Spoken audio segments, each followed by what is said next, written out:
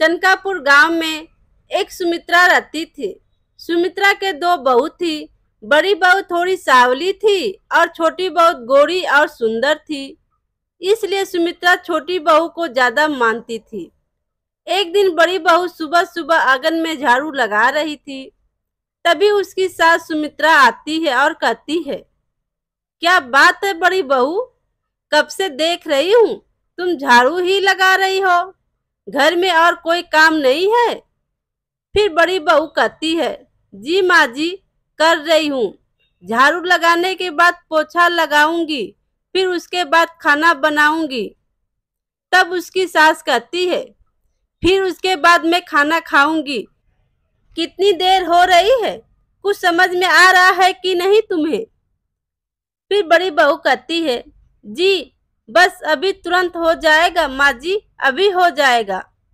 फिर उसकी सास कहती है, मैंने सोचा था कि मेरी बहू बहुत गुणवान होगी, लेकिन तुम तो किसी काम की नहीं हो, मुझे भूखा ही रखती हो। तभी उनकी छोटी बहू आकर उनसे कहती है, क्यों माँ जी, मैं भी तो हूं ना, फिर आपको किस बात का दुख है?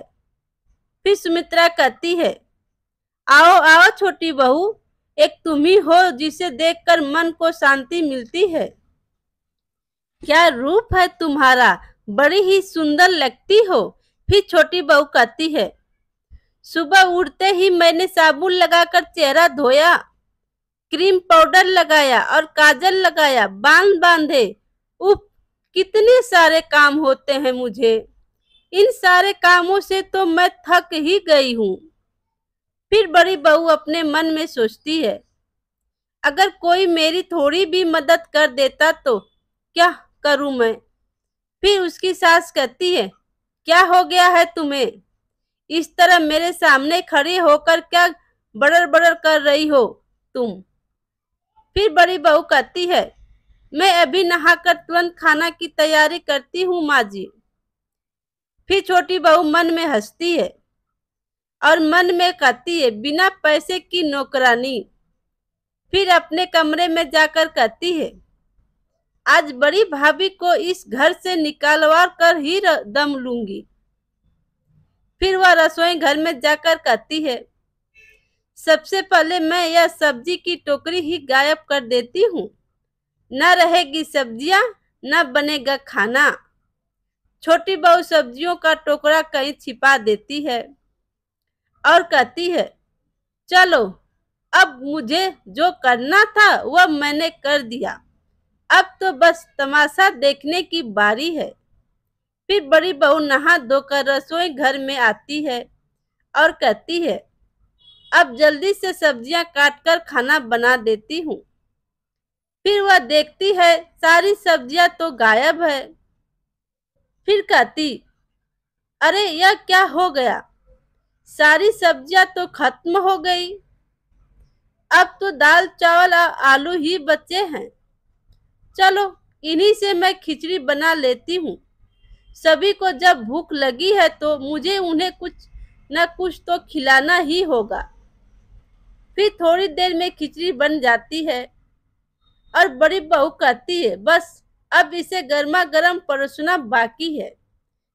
पर उससे पहले रोज की तरह आज भी साधु बाबा को खाना देकर आती हूँ। बड़ी बहू साधु बाबा को खाना देकर आती है, जो गांव में एक चौतरे पर तपस्या किया करते थे। फिर साधु बाबा कहते हैं, तुम्हारी इस भक्ति के कारण ही तो मुझे रोज 2 वक्त का खाना प्राप्त होता है, ऊपर वाले तुम्हारा मंगल करे। फिर बड़ी बहू घर आकर सबको खाना परोसती है। सभी लोग खाना खाते हैं और कहते हैं, आज खाने का स्वाद कुछ अलग ही है, कितने दिनों के बाद आज घर में खिचड़ी बनी है। फिर छोटा भाई बोलता है, मुझे भी कितने दिनों से खिचड़ी खाने का मन कर रहा था। वाह, आज तो पेट भी भर गया और मन भी भर गया। फिर छोटी बहू कहती है, अरे यह क्या, ये दाव तो गलत पड़ गया। मैंने सब्जियां छिपाई, लेकिन जो बचा हुआ था उसी से इसने खाना बना लिया। फिर उसकी सास कहती है, बड़ी बहू की चाहे जितनी बुराई कर ले, लेकिन उससे अच्छा खाना कोई बना ही नहीं सकता, समझे। फिर छोटी बहू कहती है, तुम्हें तो मैं सबक सिखा कर ही रहूंगी। इस खाने की वजह से ही तुम्हें इस घर से जाना पड़ेगा। आज का खाना खत्म करो, फिर मैं तुम्हें मजा चखाती हूँ। अगले दिन फिर से बड़ी बहू खाना बनाती है और छोटी बहू उसके पीछे निगरानी रखती है कि कब मौका मिले और मैं खाना में कुछ मिला दूं। फिर बड़ी बहू खाना बनाते बनाते कहती है, ज्यादा मसाले ना डालते हुए हल्के मसाले में ही खाना बनाती हूँ, ताकि सभी लोग अच्छे से खाएंगे। छोटी बहू छुपके बकरी की आवाज निकालती है। फिर बड़ी बहू कहती है, इस बकरी को क्या हुआ है, घास डाल के आ जाती हूँ। बड़ी बहू बकरी को घास डालने जाती है। आज चुपके से छोटी बहू आकर खाने में बहुत सारा तेल डाल देती है। छोटी बहू सास को लेकर आती है और कहती है, जरा देखिए तो माँ जी, बड़ी बहू इतना अच्छा खाना कैसे बनाती है। फिर उसकी सास देखती है खाने में बहुत सारा तेल है तो कहती है, क्या कर रही हो बड़ी बहू, तुम घर का सारा तेल एक ही दिन में खाने में डाल दोगी क्या। फिर बड़ी बहू कहती है, नहीं, मैं तो इतना नहीं डाला था, यह कैसे हो गया। फिर उसके सास कहती है, कान खोलकर सुन लो बड़ी बहू, अगर दोबारा मैंने ऐसा देखा तो तुम्हारी खैर नहीं होगी। दूसरे दिन बड़ी बहू बर्तन मांज रही थी, तभी छोटी बहू आकर कहती है, अरे यह क्या, अभी तक खाने की तैयारी भी शुरू नहीं की, मुझे तो बहुत जोरों से भूख लग रही है। फिर बड़ी बहू कहती है, बस इतने बर्तन धोकर मैं खाना तुरंत बनाती हूँ, जल्दी से ही हो जाएगा। फिर छोटी बहू कहती है, नहीं नहीं दीदी, आप पहले खाना बना लीजिए, फिर बाद में आकर यह बर्तन धो लीजिएगा। फिर बड़ी बहू कह दिया, ठीक है, ऐसा ही करती हूँ, अभी तुरंत जाकर खाना चढ़ा देती हूँ।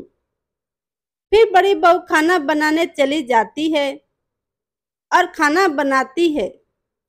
पीछे से छोटी बहू फिर से वही निगरानी रखना चालू कर देती है।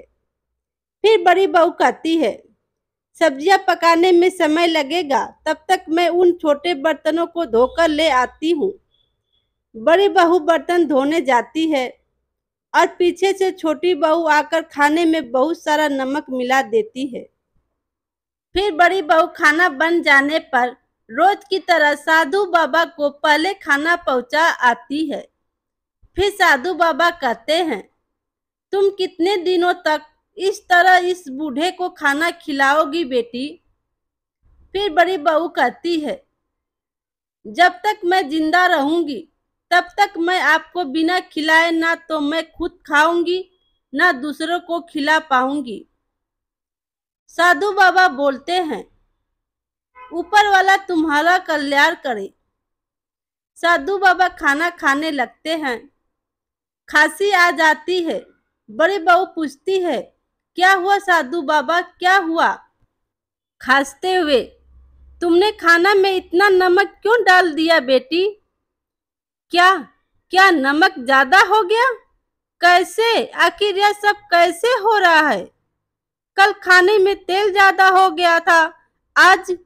तभी साधु बाबा अपनी दृष्टि से देखते हैं कि छोटी बहू खाने में नमक डाल रही थी। तभी साधु बाबा एक कटोरी जादुई बड़ी देते हैं। यह लो बेटी, खाने में एक बड़ी डाल देना, तुम्हारे खाने का स्वाद अच्छा हो जाएगा। फिर वह बड़ी अपने खाने में डाल देती है। सब लोग साथ बैठकर खाना खा रहे होते हैं। सबको खाना बहुत अच्छा लगता है। अरे वाह, आज तो खाना बहुत ही स्वादिष्ट बना है। वाह, सही, हाँ भैया, ऐसा स्वाद कभी भी नहीं चखा है। वाह! छोटी बहू सोचने लगती है, क्या मैंने नमक नहीं डाला था क्या? कोई बात नहीं, कल इसके खाने को पूरी तरह से बर्बाद कर दूंगी। बड़ी बहू खाना बना रही थी। खाना तो लगभग बन ही चुका है। खाना लगाने की तैयारी करके आती हूँ, जाती हूँ। फिर वह चली जाती है। छोटी बहू आती है और कहती है, आज खाना में ढेर सारा मिर्ची मिला दूंगी। फिर उसके बाद वो एक कटोरी मिर्ची मिला देती है। फिर बड़ी बहू आती है और कहती है, खाना तो बनकर तैयार हो गया। साधु बाबा कहे अनुसार एक मसाले वाली बड़ी डाल देती हूँ। और यह सब छोटी बहू छुप कर देख रही थी। अच्छा, यह मसाले का कमाल है। इसे बिगड़ा हुआ भी खाना स्वादिष्ट हो जाता है।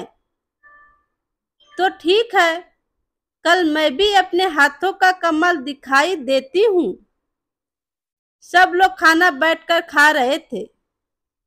तभी सासू माँ बोलती हैं, आजकल तो बड़ी बहू के खाने में अलग ही स्वाद होता है।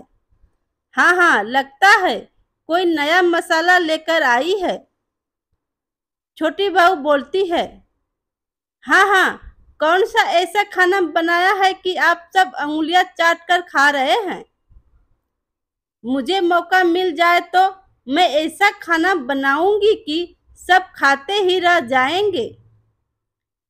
फिर सासू माँ बोलती हैं, क्या बात है, वाह वाह, बहुत अच्छी बात कही तुमने।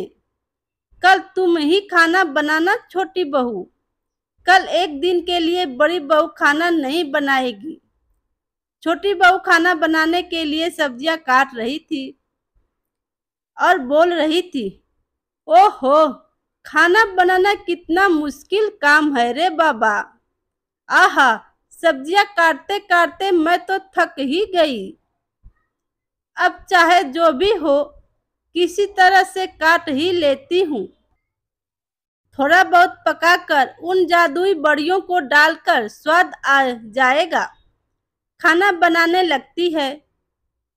उसमें एक बड़ी डालती है और कहती है, बड़ी भाभी को तो खाना बनाने आता है।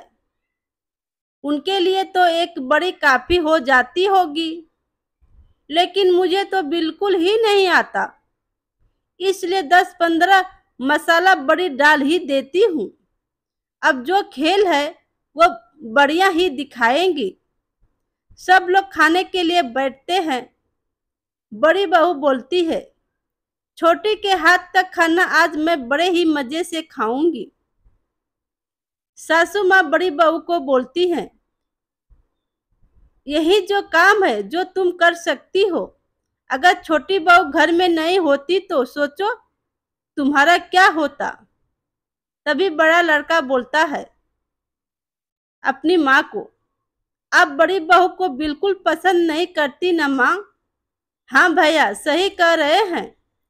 सासू माँ कहती है, बड़े आए बोलने वाले। फिर छोटी बहू कहती है, आज सबसे पहले खाना माँ को ही मैं परोसूंगी। माँ ही खाकर बताएंगी कि कैसा बना है। हाँ हाँ, आज तो मैं जी भरकर खाना खाऊंगी। चलो अब परोसो। छोटी बहू खाना परोसती है। सासू माँ और छोटी बहू खाना खाने लगती हैं। सासू माँ पहला निवाला मुंह में डालती हैं और मुंह, आंख, नाक सब लाल हो जाती है। ओहो, ओहो, आहा, अरे बाप रे, यह क्या हो रहा है? मुंह जल रहा है। छोटी बहू भी कूदने लगती है। जादुई मसाले ने तो मुझे बर्बाद कर डाला, रोने लगती है। अब क्या होगा? सब के सब मुंह देखने लगते हैं। बाप रे, जल गई, जल गई, जल रही है, कहकर कूद रही थी। सासू माँ गुस्सा होकर बोलती है, खाने में कितना मसाला डाल दिया। चलो चलो, घर से अभी के अभी निकालो। छोटी बहू, चली जाओ यहाँ से, मेरी तबीयत खराब हो रही है। फिर बेहोश होकर सासू माँ नीचे गिर जाती हैं। फिर बड़ी बहू हाथ जोड़कर कहती है, सच्चाई और नेकी की हमेशा जीत होती है। हमेशा जीत होती है। जय हो बाबा, आपकी जय हो। जैसा कर्म वैसा फल। मेरे प्यारे दोस्तों, कहानी अच्छी लगी हो तो लाइक कीजिए और अपने दोस्तों में शेयर कीजिए, और चैनल पर नए हो तो चैनल को सब्सक्राइब कीजिए। Thank you.